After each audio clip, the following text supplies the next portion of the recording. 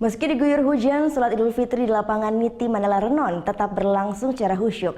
Selain dijaga puluhan personil Brimob, sejumlah pecalang juga turut menjaga kelancaran jalannya sholat Idul Fitri. Hujan yang mengguyur kota Denpasar Minggu pagi tak mengurangi kekhusyukan umat Islam untuk melaksanakan ibadah sholat Id.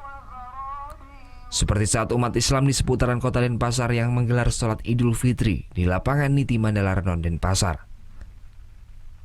Meski sempat diguyur hujan, umat muslim tetap menjalankan sholat secara khusyuk.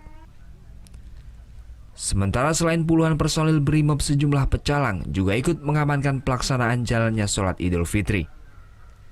Penjagaan yang dilakukan oleh para pecalang memang menjadi sebuah tradisi di Bali setiap adanya pelaksanaan kegiatan agama sebagai wujud toleransi beragama.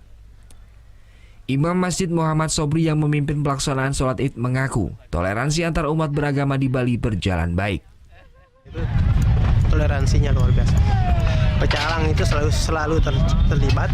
Kemudian pengurus-pengurus Renon, Banjar Sandi ini selalu terlibat, termasuk aparat-aparat penegak hukum dan keamanan itu juga pasti ikut andil di dalam kegiatan kita setiap tahun, baik Idul Fitri maupun Idul Adha. Dirinya berharap toleransi yang ada di Bali ini bisa menjadi contoh bentuk kerukunan umat beragama di tengah banyaknya isu intoleransi yang terjadi di Indonesia. Surya Sanjaya melaporkan untuk NET. Thank you. Udah selesai nonton beritanya? Jangan pergi dulu dong. Subscribe dulu dan nonton tayangan lainnya di sini. Subscribe, nonton lagi.